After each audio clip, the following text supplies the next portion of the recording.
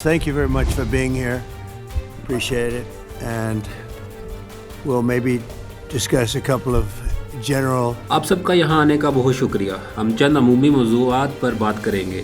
یہ ایک board meeting ہے لیکن میڈیا بھی موجود ہے تو میں مشرق وسطیٰ کے صورتحال پر کچھ بات کروں گا. ہمارے پاس یہاں بہت ذہین و باصلاحیت لوگ موجود ہیں. ایرانی حکومت کے خطرات کو ختم کرنے کے لیے ہماری فوجی مہم پوری شدت سے جاری ہے. گزشتہ دنوں میں انہیں شدید نقصان پہنچایا گیا. ان کی فضائیہ اور بحریہ تقریباً ختم ہو چکی ہے. بہت سے جہاز تباہ ہو چکے ہیں. ان کا دفاعی نظام اور ریڈار بھی ختم ہو چکا ہے. ان کی قیادت بھی ختم ہو چکی ہے. 47 سال سے وہ دہشت کا باعث بنے ہوئے تھے اور اب دنیا خاص طور پر امریکہ اور اسرائیل کی مدد سے وہ کام ہو رہا ہے جو پہلے ہونا چاہیے تھا.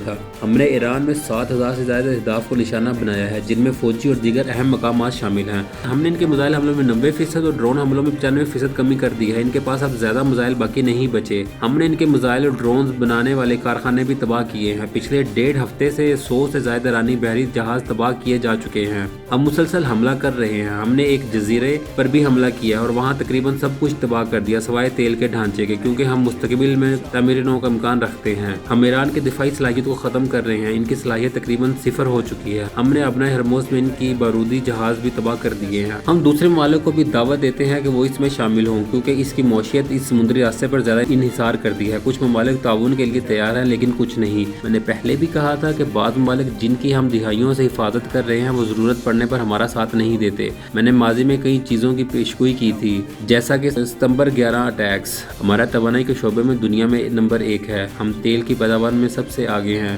وینزویلا کے ساتھ بھی ہمارے تعلقات بہتر ہیں جہاں ہم بڑی مقدار میں تیل حاصل کر رہے ہیں. اب ہم اصل مقصد کی طرف آتے ہیں جو کہ کینیڈی سینیٹر کی بحالی ہے. یہ ادارہ گزشتہ برس بہت خراب حالت میں تھا, مالی اور جسمانی دونوں لحاظ سے. ہم اس کو دنیا کے بہترین پرفارمنگ آرٹس سینٹر بنانا چاہتے ہیں. اس کی عمارت بہت خراب حالت میں تھی. ایئر کنڈیشن اسٹرکچر اور سب کچھ خراب تھا. ہم نے فیصلہ کیا کہ اس عمارت کو کچھ عرصے کے لیے بند کر کے مکمل طور پر بحال کیا جائے تاکہ اسے اعلیٰ معیار پر دوبارہ کھولا جا سکے. اس میں اعلیٰ معیار کا ماربل, نئی نشستیں اور جدید سہولیات شامل ہوں گی. ہم نے اس کے لیے بڑی رقم اکٹھی کی ہے اور اسے مکمل طور پر فنڈ کیا جا رہا ہے. ہم انڈیپینڈنس ڈے کے بعد کام شروع کریں گے اور تقریباً 2 سال کے اندر اسے مکمل کر کے دوبارہ کھولیں گے. لیکن یہ تعاون صرف یہاں موجود لوگوں کی طرف سے نہیں ہے بلکہ ان لوگوں کی طرف سے بھی آیا جو یہاں موجود نہیں. انہوں نے بھی ٹرمپ کینیڈی سینٹر کے لیے بڑی فراغ دلی سے عطیات دیے. حالانکہ وہ پہلے کبھی اس ادارے کو عطیہ نہیں دیتے تھے مگر میرے کہنے پر انہوں نے دیا. رکے, میں آپ کا بہت شکریہ ادا کرتا ہوں. آپ نے بہت اچھا کام کیا. کچھ لوگوں کے ساتھ معاملات تھوڑے سخت رہے, خاص طور پر فنکاروں کے ساتھ, لیکن وہ سب اس سے گزر گئے. یہاں موجود بہت سے لوگ اپنی کامیابیوں کی مثال ہیں. کچھ لوگوں نے بہت چھوٹے پیمانے سے آغاز کیا اور اربوں ڈالر کی کمپنیاں تک پہنچ گئے. یہ سب لوگ اب اس منصوبے پر مدد کر رہے ہیں. میں خاص طور پر میٹ کا ذکر کرنا چاہوں گا جو اب